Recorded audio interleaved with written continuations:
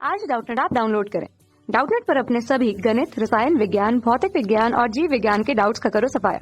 बस प्रश्न की फोटो खींचो, एक ही प्रश्न को क्रॉप करो और तुरंत वीडियो सोल्यूशन पाओ।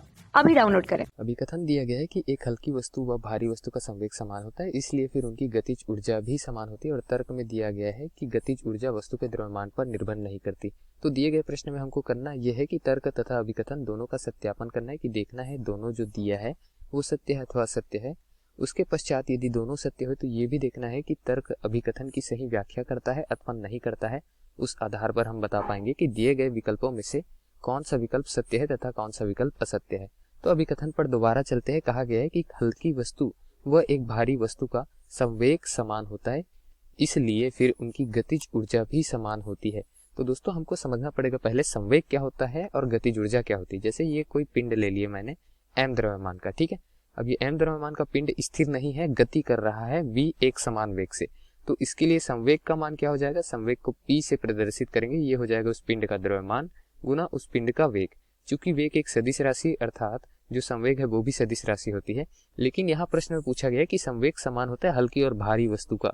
तो यदि दोनों का वेग समान है तब भी संवेग समान नहीं होगा, क्योंकि यहाँ दे दिया गया है हल्की तथा भारी।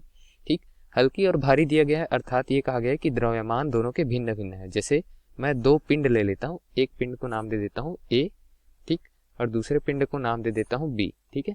अब यहाँ पहले पिंड का द्रव्यमान जो है उसको एम ए से प्रदर्शित कर देते हैं, दूसरे पिंड का द्रव्यमान एम बी से प्रदर्शित कर देते हैं।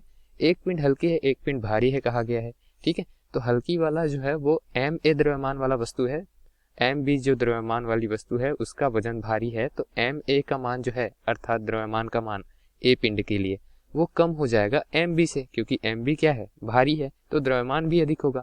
ठीक, तो इस वजह से यहाँ दोनों यदि एक समान वेग से भी गति करे तो दोनों का संवेग जो है वो समान नहीं रहेगा, ठीक है। और यदि दोनों के वेग भिन्न भिन्न ले ले, इस प्रकार से भिन्न भिन्न लेंगे कि दोनों के संवेग समान हो, मान लिया जाए, ठीक है। यहाँ क्या ले लेते हैं, पी ए बराबर में पी बी ले लेते हैं। पी ए और पी बी क्रमशः ए और बी जो पिंड है इनके संवेग है। तो यहाँ से हमारा क्या निकल करके आएगा, पी ए का मान M A Guna V A, क्योंकि संवेग m गुना v होता है। pb के लिए क्या हो जाएगा, mb गुना vb। ये अगर यहाँ पर हमको प्राप्त होता है इस प्रकार का समीकरण, तब हम कहेंगे केवल कि संवेग दोनों के समान है। तो दोनों के संवेग समान है, इसका अर्थ ये नहीं है दोस्तों कि इनकी गतिज ऊर्जाएं भी समान होगी, क्योंकि गतिज ऊर्जा का सूत्र हमारे पास में अलग होता है, ठीक है। गतिज ऊर्जा को हम के ई से प्रदर्शित करते हैं, काइनेटिक एनर्जी अंग्रेजी में इसे कहा जाता है। तो इसका सूत्र क्या होता है, 1/2 गुना द्रव्यमान गुना वेग की घात में 2। संवेग के रूप में लिखे तो किस तरीके से लिख सकते हैं हम, 1/2 मैं द्रव्यमान का ऊपर और नीचे गुना कर देता हूँ, ठीक है। तो m की घात 2/m हो गया और v की घात 2 हो गया। अब m v दोनों की घात 2 है तो उसको मैं क्या लिख सकता हूँ, m v को मैं p लिख सकता हूँ संवेग। तो संवेग की घात 2 लिख देते हैं, 1/2 संवेग की घात 2 और नीचे बच गया है द्रव्यमान। तो संवेग के रूप में गतिज ऊर्जा को हम इस तरीके से लिख सकते हैं, ठीक। अब प्रश्न में दिया है कि उनकी गतिज ऊर्जा भी समान होगी, तो दोनों के यदि संवेग समान मैं ले लूं तो गतिज ऊर्जा तब भी जो द्रव्यमान है उसकी व्युत्क्रम अनुपात में है, मतलब अधिक द्रव्यमान वाला वस्तु है जिसका संवेग समान है तो उसके लिए गतिज ऊर्जा का मान कम होगा, ठीक है। के ई ए बराबर में के ई बी हम नहीं लिख सकते, ठीक है। क्यों नहीं लिख सकते, क्योंकि दोनों के द्रव्यमान भिन्न भिन्न है, हालांकि अगर संवेग समान भी हो जाए तब भी, ठीक, हम नहीं लिख सकते बराबर, ठीक है। क्यों, क्योंकि दोस्तों जो गतिज ऊर्जा है यदि संवेग समान हो जाए, ठीक, यहाँ लिख देते हैं P बराबर में क्या है, हमारे पास में नियत है, हम मानकर चलते हैं। द्रव्यमान भिन्न भिन्न है तो दोस्तों यहाँ से जो नियत राशि है या जो संख्या है उसको हटा देंगे और हम चिन्ह लगा देंगे अनुक्रमानुपाती का, तो 1/m आ जाएगा, या फिर m के व्युत्क्रम अनुपात में हो जाएगा हमारा जो गतिज ऊर्जा है वो।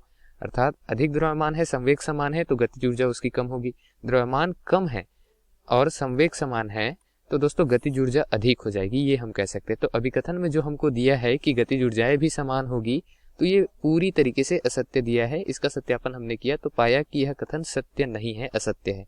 तर्क दिया है गतिज ऊर्जा वस्तु के द्रव्यमान पर निर्भर नहीं करती, तो नीचे अभी हमने क्या देखा कि गतिज ऊर्जा संवेग समान होने पर भी द्रव्यमान की व्युत्क्रमानुपात पर है, और यदि वेग समान ले लूं तो सीधे सीधे द्रव्यमान के अनुक्रमानुपाती पे है, ठीक है। तो इस तरीके से द्रव्यमान पर पूरी तरीके से गतिज ऊर्जा निर्भर करती है, तो तर्क हमारा दिया है वो भी असत्य है।